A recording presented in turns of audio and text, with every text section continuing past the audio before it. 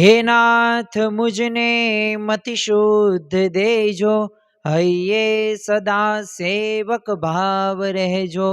छो शब्दो मारा पण आप आवीने कहजो, राजी थई अक्षर भाव देजो, राजी थई अक्षर भाव देजो।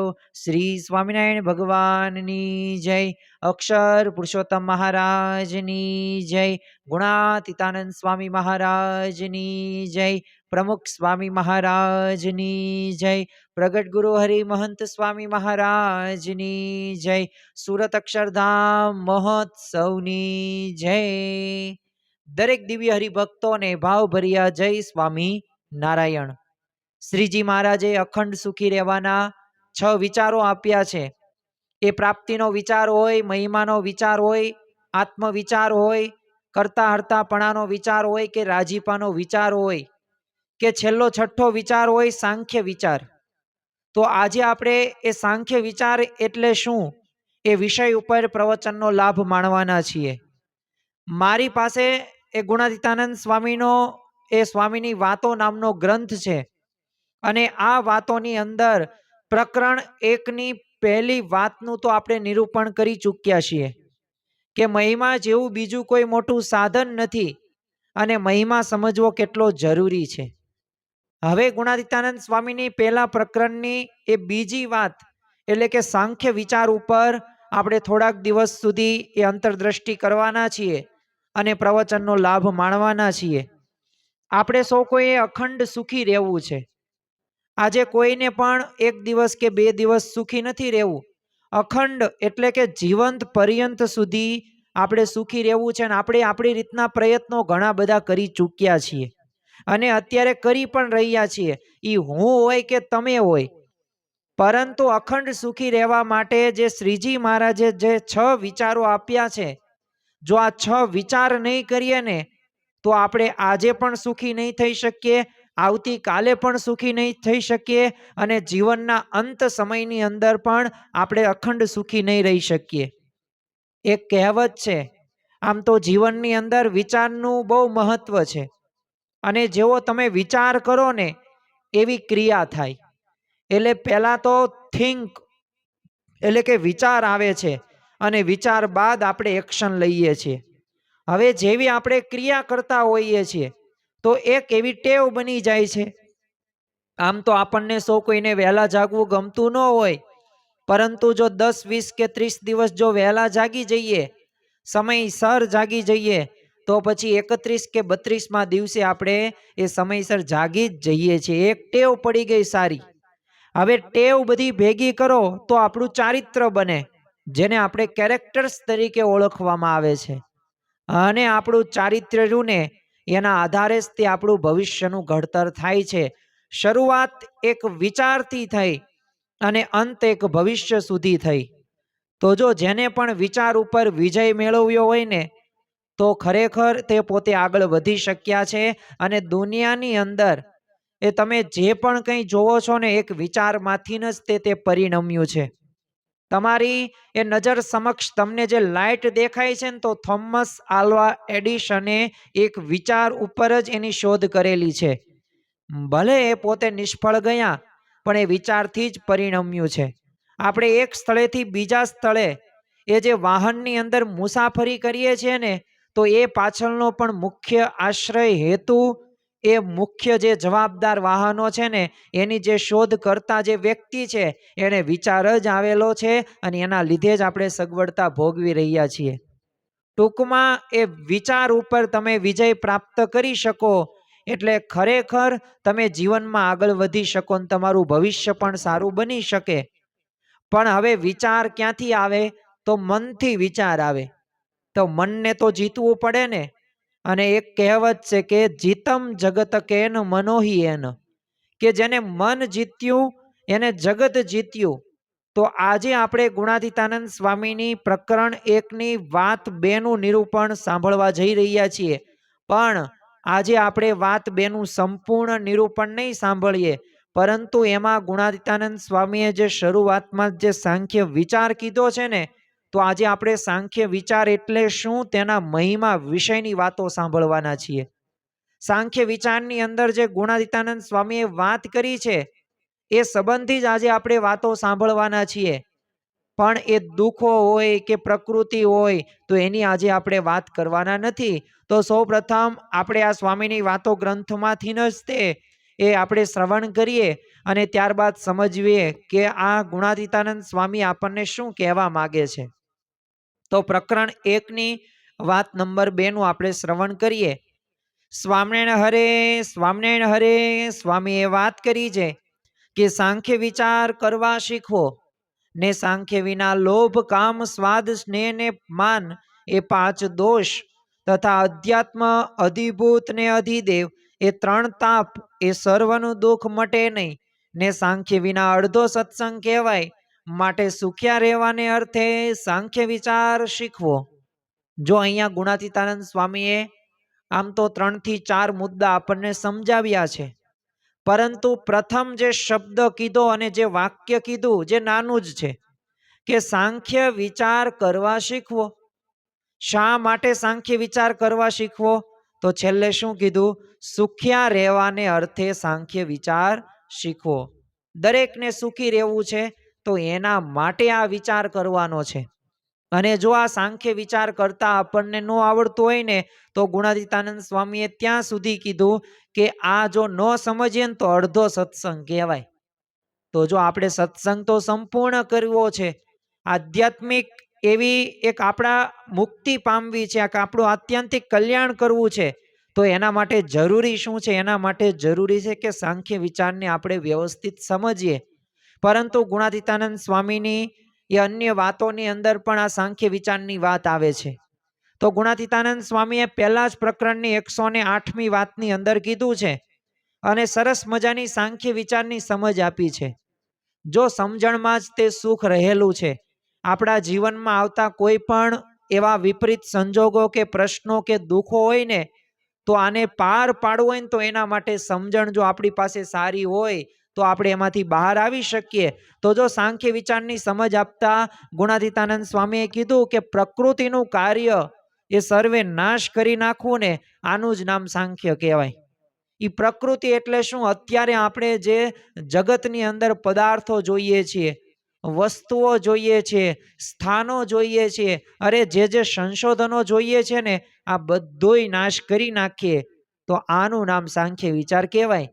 અરે પેલા પ્રકરણની 279મી વાતની અંદર તો ગુણાતીતાનંદ સ્વામીએ ત્યાં સુધી કીધું. આપણે શ્રવણ કરીએ કે સાંખ્ય શું. ગુણાતીતાનંદ સ્વામીએ આ વાતની શરૂઆતની અંદર જ પ્રશ્ન પૂછ્યો કે સાંખ્ય શું? તો જે આ લોક ભોગ સર્વે ખોટું છે ને આત્મા છે તે સત્ય છે ને આકાશ સરખો નિર્લેપ છે ને દેહ ઇન્દ્રિયો અંતઃકરણ અસંગી છે. તો આને સાંખ્ય વિચાર કહેવાય. ખરેખર તો શિક્ષાપત્રીની અંદર અને સત્સંગ દીક્ષા ગ્રંથની અંદર પણ મહંત સ્વામી મહારાજ અને શ્રીજી મહારાજ આપણને જણાવે છે કે નિજાત્માનમ બ્રહ્મરૂપમ દેહ ત્રિય વિલક્ષણમ, કે આપણે કોણ છીએ? તો આપણે દેહ નથી, આપણે આત્મા છીએ. શ્રીજી મહારાજને એક વખત બધા સંતો પરમહંસોએ કેવું પૂછ્યું કે મહારાજ તમે જો કહેતા હોય ને તો આ 114 પ્રકરણો શું? તમે કહો ને તો અમે વાયુ ભરખીને જીવીએ. તમે કહેતા હોય ને તો અમે આ આંખના મટકું ન ભરીએ અને ભૂખ્યા જ રહીએ. તમે કહો ને તો એ બધુંય થાય. પણ ત્યારે શ્રીજી મહારાજે કીધું કે મને ખબર છે તમે આ બધું કરી શકો એમ સક્ષમ છો. અને એ પરમહંસો અને સંતોનો ત્યાગ પણ એટલો જોવા મળતો. જો શ્રીજી મહારાજે 114 પ્રકરણો ચલાવ્યા તો એમાં 110 થી 111 પ્રકરણો તો આ પરમહંસો સંતોના હતા, કે જેમાં અઘરા બધાય પ્રકરણો જોવા મળતા હતા. ગોળા ખાઈને રહેવાનું હોય, કે આપણને શરીરે તમને ખંજોળ આવે તો ખંજોળવાનું નહીં, અરે શરીર ઉપર કોઈ સર્પ કે વીછી આવે તો એને તગડવાનો નહીં. આવા તો અઘરા પ્રકરણોમાંથી એ પરમહંસો પસાર થઈ ચૂક્યા હતા.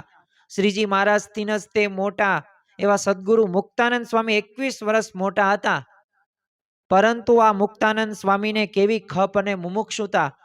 તો હજી મહારાજે એવું પ્રકરણ નહોતું ચલાવેલું કે તમે છે ને લીમડો વાટીને પીજો ને, એવું ચલાવ્યું નથી.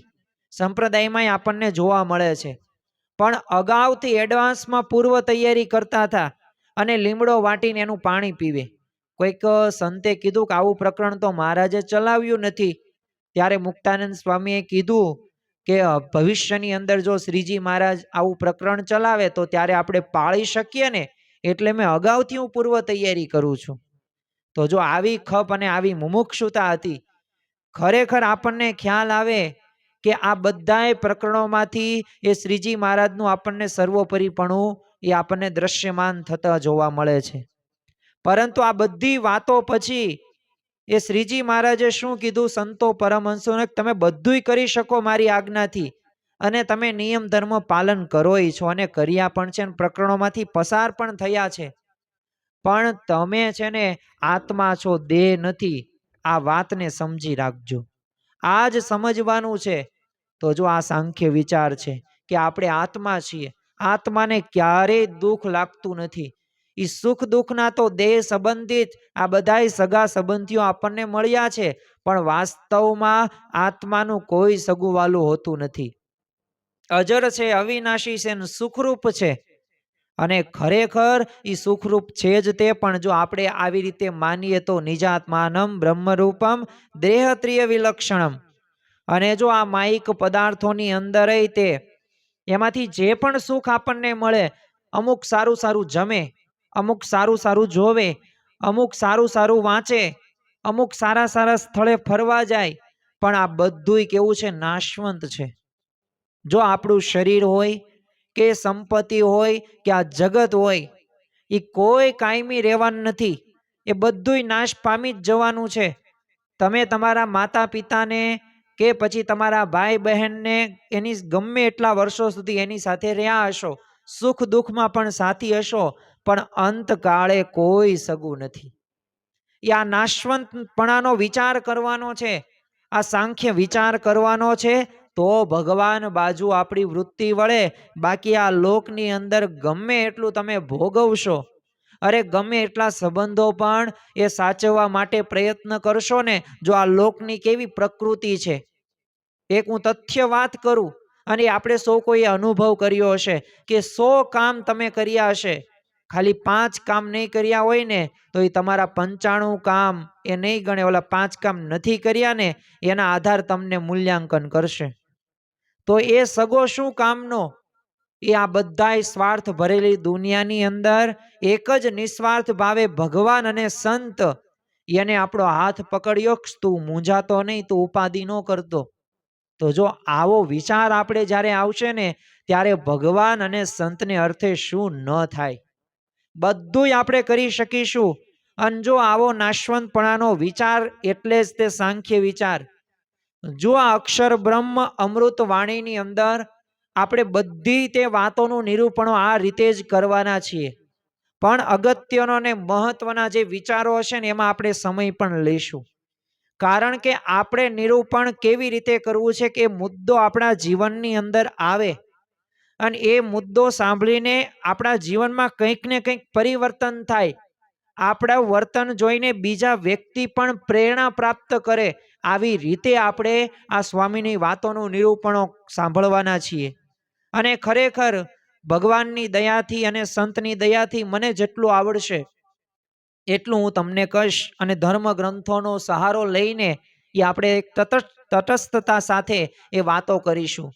તમે જો દુનિયાની અંદર એ વ્યક્તિ હોય કે પદાર્થો હોય કે સંપત્તિ હોય, આ બધાય તે એની સામે આપણે જોઈએ ને ત્યારે આપણને ખ્યાલ આવે. અત્યારે તમને તમારા ઘરની અંદર બધી વસ્તુઓ સારી લાગશે, વ્યક્તિ પણ સારા લાગશે, પદાર્થ પણ સારા લાગશે, ધન સંપત્તિ પણ સારું લાગશે, પણ દુનિયાના ઇતિહાસો સામે આપણે દ્રષ્ટિ કરીશું ને ત્યારે આપણને ખ્યાલ આવશે. ઇતિહાસ આપણને એ જ શીખવે છે કે આ ભૂલ આપણે નથી કરવાની. તમે વ્યક્તિના જુઓ, તમે નેપોલિયન બોનોપાર્ટ જુઓ, કિંગ સોલોમન જુઓ, એલ્વિસ પ્રેસ્લી જુઓ, કે પછી એ માઇકલ જેક્સન હોય કે સમ્રાટ સિકંદર હોય, આમની પાસે કેટલું ધન હતું, કેટલી સંપત્તિ હતી, કેટલી આવડત હતી, પણ છતાં પણ એમના ઉદ્ગારો તમે જોવો ને ત્યારે ખ્યાલ આવે સુખના 6 દિવસો પણ જોયા નથી. આખી દુનિયાને હું એ હસાવી શકું છું, પણ મને કોઈ હસાવી ન શકે. આ ચાર્લી ચેપ્લિનના શબ્દો હતા. તો આવા તો ઘણા બધા એ મહાન વ્યક્તિઓના નામ આપણે જે ખ્યાલ છે, જે આપણા મામા માસી કાકા કાકી નથી થતા, પણ એટલી ધન સંપત્તિ કે આવડત હતી જેનાથી આપણને એ પ્રભાવિત કરી શક્યા ને આપણે પ્રભાવિત થયા ને એમના નામ આપણને યાદ છે. પણ અંતે તો એ બધુંય તે એ માટીમાં જ મળી ગયું. આજે તમને ગમે એટલું તમારા માન ઉપર કે તમારા ગુણ ઉપર કે તમારી આવડત કે કળા ઉપર માન હોય ને, પણ યાદ રાખજો છેલ્લે એ તમારી કળા કે ગુણ કે તમારું રૂપ પણ સાથ નહીં આપે. આ તો આપણે વ્યક્તિઓની વાત કરી. એમાં હવે આપણા તે જે સગા સંબંધીઓ હોય એ આજે છે ને કાલે નથી.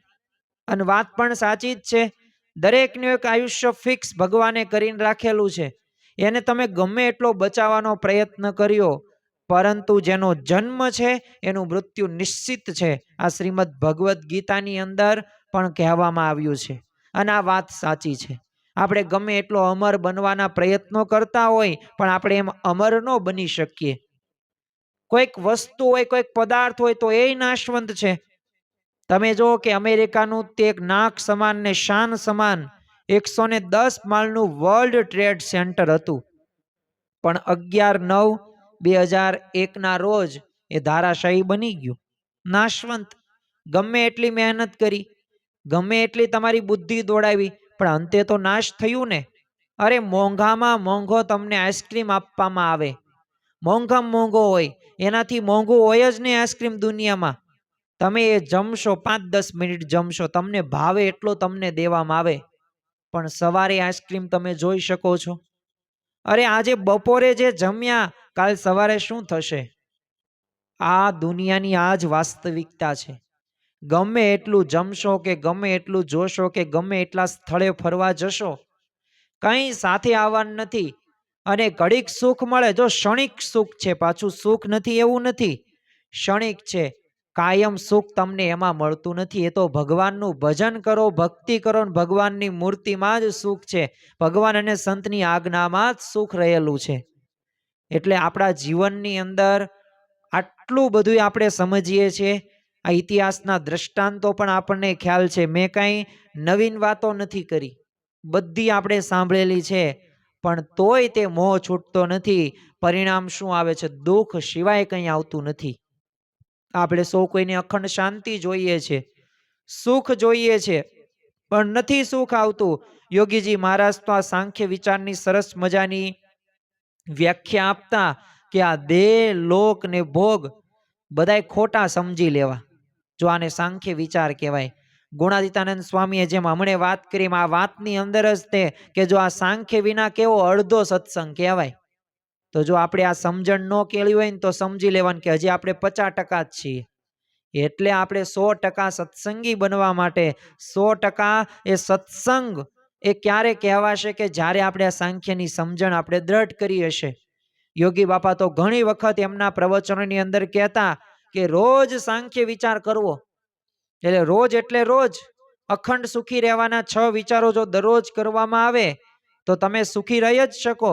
મુક્તાનંદ સ્વામી એક કીર્તનની અંદર કીધું છે કે જ્યાં લગી જગ વિસ્તર્યો મુગ તૃષ્ણા પાણી રે, તેમાં મોહન પામે મહામુનિ સ્વપ્નું પ્રમાણી રે.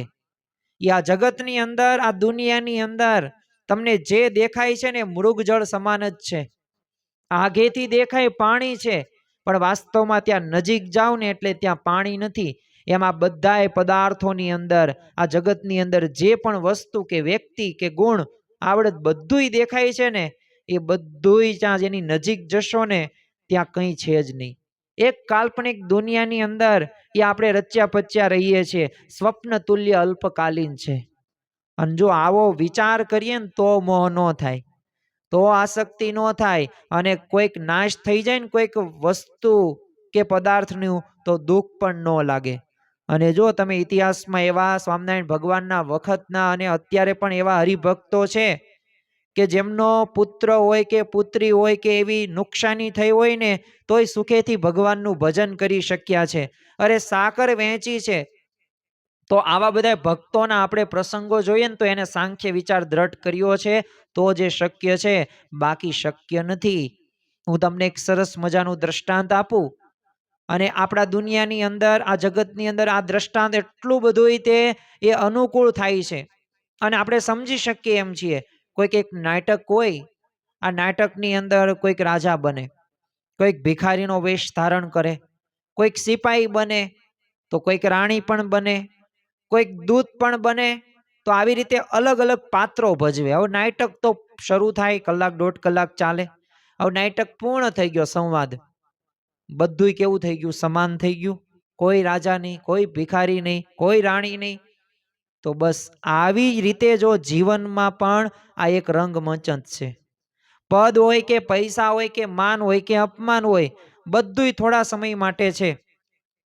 જો આ વાત અંદરથી કોઈક વ્યક્તિ સમજી જાય ને, તો આને સાંખ્ય વિચાર દ્રઢ કર્યો કહેવાય. અને આ રંગમંચની અંદર આપણી બધાયની કંઈક ને કંઈક જવાબદારી છે. કોઈક પિતાની જવાબદારી નિભાવે છે, કોઈક પુત્રની જવાબદારી નિભાવે છે, કોઈક એ પતિ પત્નીની જવાબદારી નિભાવે છે, કોઈક સંતાનની જવાબદારી નિભાવે છે, કોઈક પોતાના એ બોસની જવાબદારી નિભાવે છે, તો કોઈક સત્સંગની અંદર એ સિદ્ધાંતની જવાબદારી નિભાવે છે. બધાયની કંઈક ને કંઈક જવાબદારી છે. તો આ જવાબદારી છે ને આપણે બજાવીએ છીએ, પણ એ પછી પૂરું થઈ જાય ને પછી બધાય સમાન છે. આ સમજણ રહીને એ આપણે કેળવવાની છે. અને જો મહંત સ્વામી મહારાજના જીવનની અંદર પણ આ સાંખ્ય વિચારની એમને સમજણ કેવી દ્રઢ કરેલી છે. જો એવી દ્રષ્ટિ થઈ જાય ને, તો આપણા જીવનમાં તે આપણે સુખી રહી શકીએ. આપણે એમનો એક પ્રસંગ જોઈએ 2017ની અંદર. મહંત સ્વામી મહારાજ અમદાવાદથી દિલ્હી પોતે જતા હતા. એમાં મુસાફરી દરમિયાન છે ને કંઈક વિચારતા હતા. એટલે સેવક સંતો નજીક બેઠેલા હતા, એટલે એમને જોયું મહંત સ્વામી મહારાજ કંઈક વિચારે છે. એટલે મહંત સ્વામી મહારાજ પાસે આવે છે અને સેવક સંતોએ પ્રશ્ન પૂછ્યો કે તમે શાનો વિચાર કરો છો? અને ત્યારે મહંત સ્વામી મહારાજે શું કીધું કે આ એકે એક બ્રહ્માંડ છે નાશવંત છે, પણ શાસ્ત્રીજી મહારાજ, યોગીજી મહારાજ, પ્રમુખ સ્વામી મહારાજ એ આપણને મળ્યા ને એટલે આપણે ધન્ય થયા. બાકી આ બ્રહ્માંડમાં કોઈ વસ્તુ સાર નથી, એમાં કંઈ લેવા જેવું નથી. તો જો આ સમજણ એમના જીવનમાં ચરિતાર્થ થયેલી છે, તો આપણે પણ આ સમજણ એ આપણા જીવનમાં પાલનમાં લાવવાની છે. આપણે આવું ઘણું બધું સાંભળીએ છીએ, પરંતુ આ સાંભળીને આપણા જીવનની અંદર જો આ વિચારની દ્રઢતા થઈ જાય ને, તો અખંડ સુખી આપણે રહી શકીએ છીએ. ગઢડા મધ્યના 60મા વચનામૃતની અંદર સદગુરુ મુક્તાનંદ સ્વામી શ્રીજી મહારાજને એક પ્રશ્ન પૂછે છે. પ્રશ્ન પણ એટલો અઘરો હતો. પાછી ખપ અને મુમુક્ષુતા એમના જીવનની અંદર હતી જ તે, પણ છતાં પણ જો જિજ્ઞાસુ વૃત્તિ એમના જીવનમાં જોવા મળતી. એટલે શ્રીજી મહારાજને પ્રશ્ન પૂછ્યો કે હે મહારાજ, આ સંસારને વિશે તો છે ને કેટલીક જાતના વિક્ષેપો આવે છે. તો જો વિક્ષેપો ન આવે એવું નહીં, વિક્ષેપો તો આવે જ છે, પણ તેમાં કેવી રીતે ભગવાનનો ભક્ત સમજે તો અંતરે સુખી રહે. જો અહીંયા મુક્તાનંદ સ્વામી એમ નથી કીધું કે ભગવાનના ભક્તને વિક્ષેપ ન આવે. જો વિક્ષેપ તો આવે, પણ વિક્ષેપ એટલે કે દુઃખની પરિસ્થિતિ વચ્ચે પણ કેવી સમજણ દ્રઢ કરે તો પોતે સુખી રહી શકે, અંતરમાંથી સુખી પોતે રહી શકે. આ કેવો પ્રશ્ન અઘરો પૂછ્યો કહેવાય. વિક્ષેપ આવે ને પાછું એમાંય શાંતિ રાખવી, તો ત્યાં તો સમજણની જ જરૂર પડવાની. તો આમ તો શ્રીજી મહારાજે એમના ઉત્તરની અંદર છે ને 3 વિચારની વાત કરેલી હતી. એમાં પહેલો ઉપાય એમને એમ કહેલો હતો કે આત્માનું છે ને નિરંતર અનુસંધાન રાખવાનું છે. એટલે આ પહેલો વિચારની વાત કરી. ત્રીજો ઉપાય એમને શું કીધું કે ભગવાનના મહાત્મ જ્ઞાનનું અનુસંધાન રાખવાનું છે. અને ત્રીજો જે વિચાર કીધો ને એ આજના આપણા પ્રવચનનો વિષય છે, સાંખ્ય વિચાર. અને એ હતો નાશવંતપણાનું અનુસંધાન, કહેતા કે સાંખ્ય વિચાર. તો જો આ 3 રીતે જો ભક્ત એ વિક્ષેપ વચ્ચે પણ અનુસંધાન રાખે ને તો અંતરમાં એ સુખેથી રહી શકે. તો જો અહીંયા શ્રીજી મહારાજે એમ નથી કીધું કે વિક્ષેપ ન આવે. અને એવું નથી આ સાંખ્ય વિચાર કે આ 3 ઉત્તરો પ્રમાણે આપણું જીવન બને, વિક્ષેપ કે દુઃખો કંઈ આવે જ નહીં. વિક્ષેપ આવે પણ દુઃખ ન લાગે. તો જો કેટલી મોટી વાત અહીંયા શ્રીજી મહારાજે સદગુરુ મુક્તાનંદ સ્વામી એકને નથી કહી, આપણને સર્વ કોઈને કીધી છે. તમને બુલેટ પ્રૂફ જેકેટ આપવામાં આવે અને તમને કોઈ ગોળી મારે તો સ્વાભાવિક રીતે બુલેટ પ્રૂફ જેકેટને ગોળી અડે પણ તમને કાંઈ થાય નહીં. તમારા હાથમાં બખ્તર હોય અને હાથમાં ઢાલ હોય તો સ્વાભાવિક રીતે તલવારનો ઘા અડે ખરી પણ તમને વાગે નહીં. તમે બજારની અંદર જાઓ છો ને ચંપલ પહેરીને જાઓ છો, કાંટા બહુ છે, તો ખરેખર કાંટા તમને નહીં વાગે, એ ચંપલ રક્ષણ આપી દેશે. ચોમાસાનો સમય છે, હવે તમે રેનકોટ કે છત્રી એ લઈને બહાર જાઓ તો તમે પલળો નહીં, વરસાદ તો આવે જ તે. તો જો એમ પ્રશ્નો તો આવે, વિક્ષેપો તો આવે, દુઃખ તો આવે, પરંતુ એ દુઃખો લાગે નહીં ને એના માટે આ સાંખ્ય વિચાર જરૂરી છે. એટલે આ વિચાર કરવો એટલે અગત્યનો છે. તો આજે આપણે આ પ્રકરણ 1ની વાત નંબર 2, એમાં આપણે એક શબ્દ જ તે આજે સમજવાનો પ્રયત્ન કર્યો કે સાંખ્ય વિચાર એટલે શું, સાંખ્ય વિચારના ફાયદા શું, સાંખ્ય વિચાર કરવાથી કેવા કેવા લાભો થાય છે, કેવી રીતે કરવો જોઈએ, એવા આપણે કોઈ દ્રષ્ટાંતો આજના દિવસે આપણે જોયા નથી. પણ એક જ વાતને આજે આપણે સમજ્યા કે સાંખ્ય વિચાર એટલે શું. તો આજે આપણે એમનો અર્થ, એની વ્યાખ્યા, આપણા ગુણાતીત ગુરુ પરંપરા આ સંબંધિત શું કહે છે, મહંત સ્વયંમાદનો પ્રસંગ, સાથે સાથે શ્રીજી મહારાજે પણ આના સંબંધિત શું વાત કરી એ આપણે સમજવાનો પ્રયત્ન કર્યો. હવે આપણે આ સાંખ્ય વિચારને વ્યવસ્થિત જીવનમાં ગૂંથી લેવાનો છે અને આગામી સમયની અંદર પણ એવા આપણે પ્રવચન એ સાંભળીશું આ જ પ્રકરણના અને આ જ વાતના સાંખ્ય વિચાર સંબંધિત. તો આજે ભગવાન અને સંતને પ્રાર્થના કરીએ કે આ સાંખ્ય વિચારને અમે વ્યવસ્થિત રીતે સમજી શકીએ, એનો અર્થ અને વ્યાખ્યા અમારા જીવનમાં ચરિતાર્થ થાય, અને તમે જે અખંડ સુખી રહેવાના 6 વિચારો કીધા છે તો આ 6 વિચારો અમે દરરોજ કરી શકીએ, એ જ આજના દિવસે પ્રાર્થના. શ્રી સ્વામિનારાયણ ભગવાનની જય.